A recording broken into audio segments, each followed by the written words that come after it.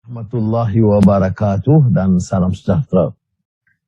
Kita bersyukur kepada Allah SWT kerana dengan segala getir perjuangan kita telah lebih dewasa, lebih berpengalaman dan pertahan idealisme perjuangan selama 21 tahun. 20 tahun awal itu dikemudi oleh Azizah yang mungkin period yang lebih sukar kerana terpaksa membangunkan, terutama kerana setengah daripada waktu tempoh itu, hampir setengah saya di penjara, tidak dapat bersama. Jadi yang menyumbangkan tenaga dan pengorbanan itu adalah rakan-rakan semua. Saya ucap terima kasih di seluruh negara Semenanjung, Sabah dan Sarawak. Sekarang kita menghadapi malapetaka COVID-19 dan ini menyebabkan kita dalam rangkaian sekarang dengan keterbatasan yang ada. Jadi wajar saya ulangi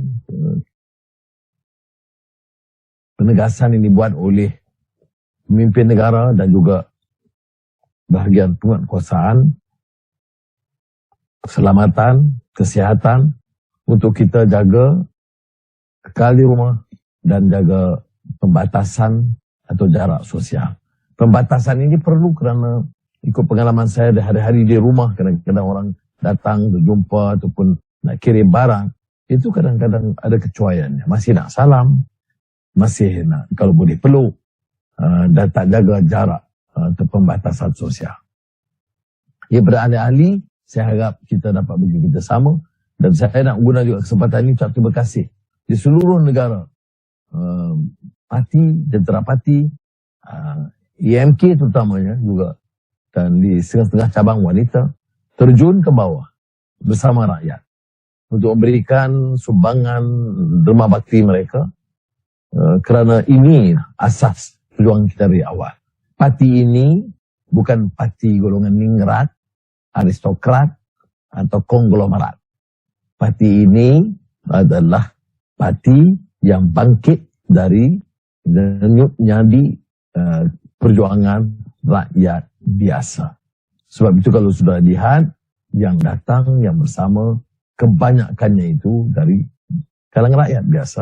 Kerana mereka yakin suara kita itu suara keramat mempertahankan kepentingan rakyat. Saudara, politik demokrasi ini kalau kita baca sejarah dan sebagainya, kelemahannya ialah kerana golongan yang punya wang dan punya kuasa dan yang akan menentukan corak. Dan malah dalam persaingan penguasa politik itu juga, pertimbangan mereka ialah jawatan ataupun kontrak habuan. Soal kepentingan rakyat itu diketepikan. Dalam babak terakhir ini soal perebutan kuasa. Bukan bicara soal jana rakyat, bukan kepentingan dasar ekonomi rakyat, orang miskin, petani, nelayan, pekebun, pekerja, penjajah, pejabat awam peringkat bawah, tidak. Yang diperkirakan ialah siapa yang harus menyandang kedudukan. Agenda, manifesto, dasar, tidak ada. Inilah yang kita tekankan dari awal, 21 tahun yang lalu. Bahawa kelemahan negara ini ialah kelemahan penguasa, kelemahan urus tadbir, tata kelola, yang rasuah, yang gunakan kuasa dan kekayaan, memunggah kekayaan untuk memperkayakan diri dan sanak saudara. Dan kelemahan ini ternampak, terzahir, termasuk bibit-bibitnya, termasuk dalam parti sendiri. Ada jawatan, ada pangkat, pameran kekayaan itu luar biasa. Cara mereka itu tidak ubah dengan apa yang kita sekarang dulu. Saudara, ini pengajaran. Kalau ada orang memikirkan bahawa ini boleh diterima kerana kita dapat habuan, orang ini sebaiknya nyah dari parti. Kerana orang ini tidak mewakili sentimen perjuangan kita, tetapi nikmat yang diperolehi kerana kilauan kuasa dan harta atau habuan. Gunalah fatwa agama sekalipun atau kaum, saya tidak peduli. Ia tidak memberi makna dan kesan sama sekali. Berapa ramai jago-jago yang hebat dari segi suara Melayunya, tetapi akhirnya perkayakan diri mereka dan kedudukan mereka. Berapa ramai yang melontarkan suara Islam, tetapi akhirnya menjaga kepentingan kelompok mereka dan pertimbangannya di mana kedudukan pribadi mereka dan keluarga mereka. Oleh demikian, ukurannya ialah ukuran bagaimana nasib rakyat di bawah diperjuangkan. Sekarang kita hadapi masalah ekonomi. Orang yang mati-matian rebut untuk bidang kuasa, ini cabaran kamu. Kamu rebut mati-matian, jalankanlah kerja mati-matian untuk menjaga ekonomi ini, negara ini, dan rakyat yang susah. Sekarang, kalau kita katakan ada habuan sikit sebanyak, kita yang turun ke bawah, Xavier di kawasan dia, Likang, terduga di Lubuk Ancu. Saya kalau saja mahal bahasa Inggris ini, ada saya di luar negara, di tempat Devil's Den. Nah, ini dia ahli parlemennya. Dan di bawah itu tidak sama dengan pameran ataupun gambaran diberikan di atas. Di Port Dickson sendiri pun yang merintih, di Segambut ini pun pekerja harian yang hilang pekerjaan, nak makan itu susah. Jadi ini cabaran kita masa kini. Sebab itu saya mau lihat sekarang ini ke depan bagaimana. Parti ini masih dan mesti pertahankan prinsip bahawa urus tadbir, tata kelola masih diutamakan. Yang disebut democratic accountability.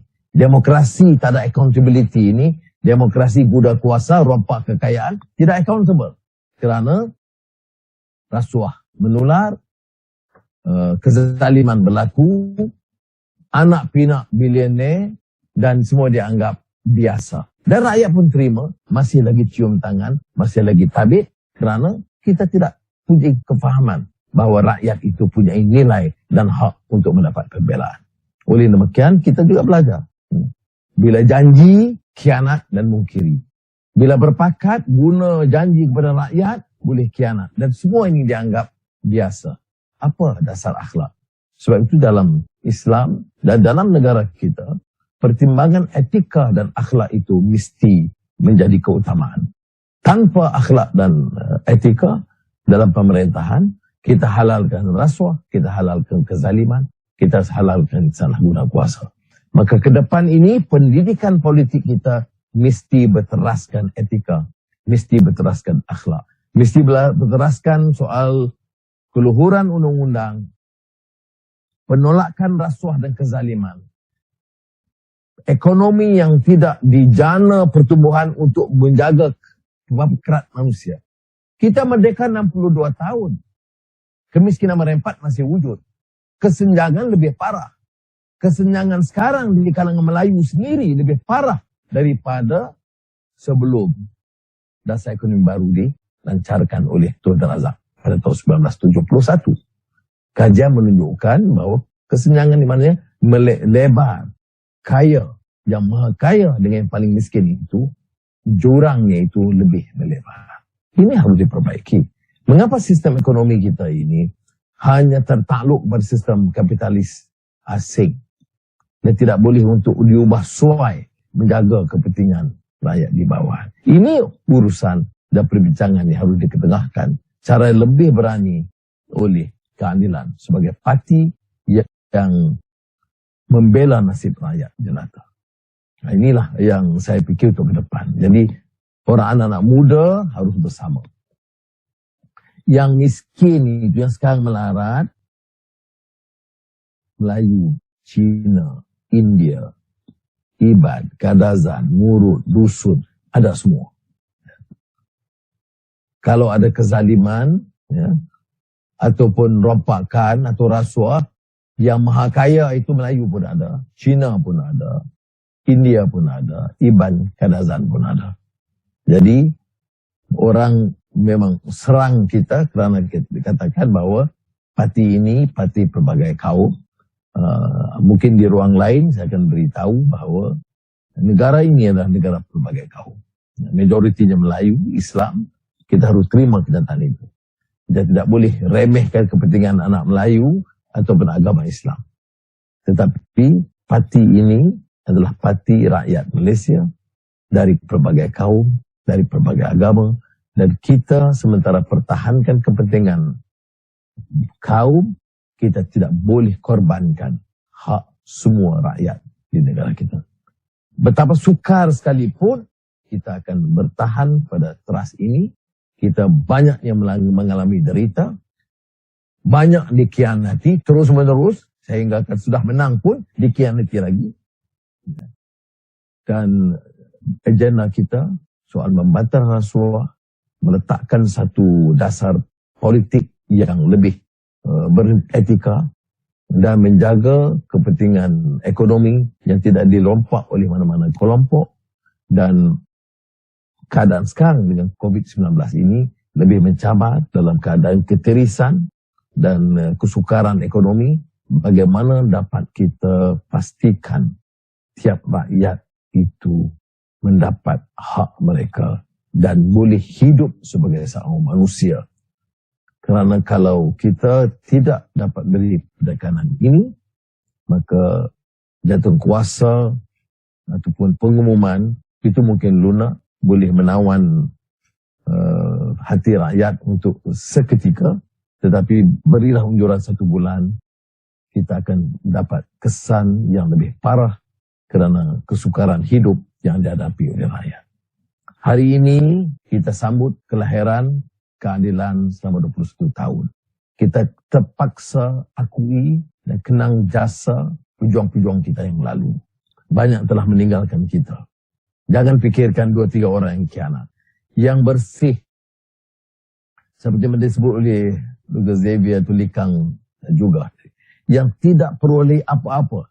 Bukan YB, bukan ahli majlis, bukan ketua kampung, bukan dapat apa-apa allowance. Tapi mereka bekerja dan berkhidmat.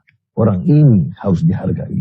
Mereka yang telah meletakkan keadilan dalam peta politik di negara kita, yang dapat menarik minat dan dukungan rakyat, dan akan punya potensi untuk menarik golongan muda yang mahu mempertahankan idealisme mereka di kalangan anak-anak muda untuk bersama kita sebagai parti yang tidak mahu tolak ansur tentang penyelewengan, penyalahgunaan kuasa, kezaliman dan rasuah. Semoga Allah SWT memberikan taufik hidayah dan keberkatan kepada pejuang kita. Wassalamualaikum warahmatullahi wabarakatuh.